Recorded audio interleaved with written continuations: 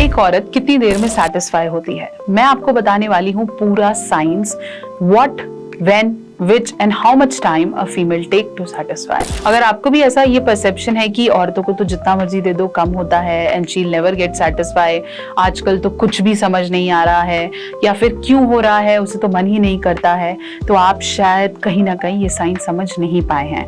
तो कितना समय लगता है एक औरत को, चलिए जानते हैं। चैनल पर नए हैं तो सब्सक्राइब करें और ये जरूर बताएं कि क्या आपको पता है पुरुषों को कितना वक्त लगता है?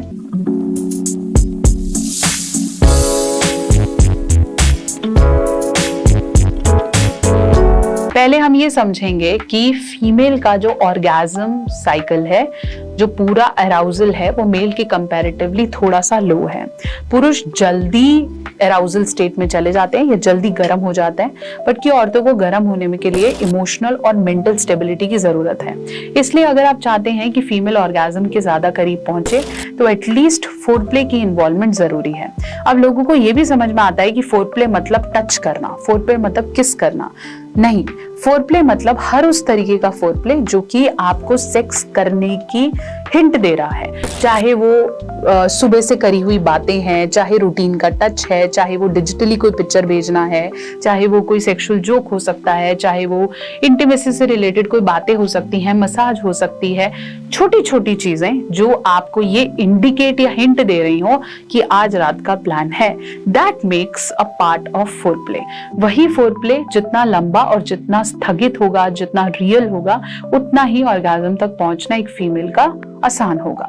दूसरा जो सबसे बड़ा मिथ पुरुषों को है कि female like more of shots, which जितना अंदर बाहर करेंगे उतना ज्यादा सेटिस्फेक्शन होगा। That is also a bigger myth.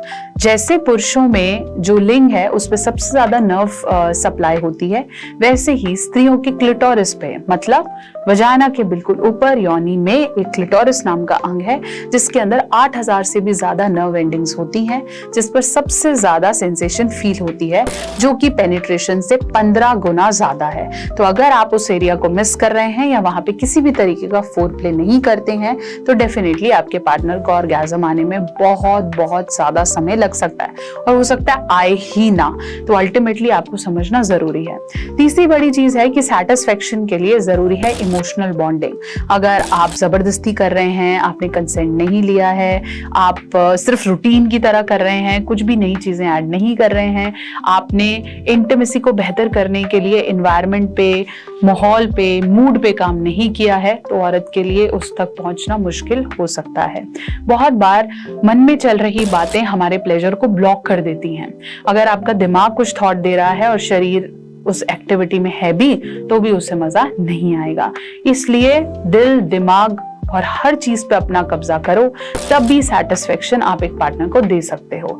Better talk, communicate, consent, बात करो और समझो कि टेक्निक्स कैसे अप्लाई की जा सकती हैं। टेक्निक्स की जानकारी लेना जरूरी है। अगर आपको भी ये लगता है कि ये चीज डेफिनेटली मैं जानना चाहता हूँ, मैं सीखना चाहता हूँ, तो अभी दिए गए नंबरों पे कॉल करें और जाने बेडरूम मास्टरी कैसे की जाती है। और अगर आप मुझसे इंस्टाग्राम या फेसबुक पे जुड़ना चाहते हैं तो ये है मेरे लिंक्स, और अगर आप मुझसे पर्सनली बात करना चाहते हैं तो इन नंबरों पे कॉल कीजिए। ऐसे और वीडियोस के लिए हमारे साथ कनेक्टेड रहिए। नेक्स्ट वीडियो में मैं कवर करूंगी पुरुषों को कितना वक्त लगता है और उनके लिए सही टेक्निक क्या है।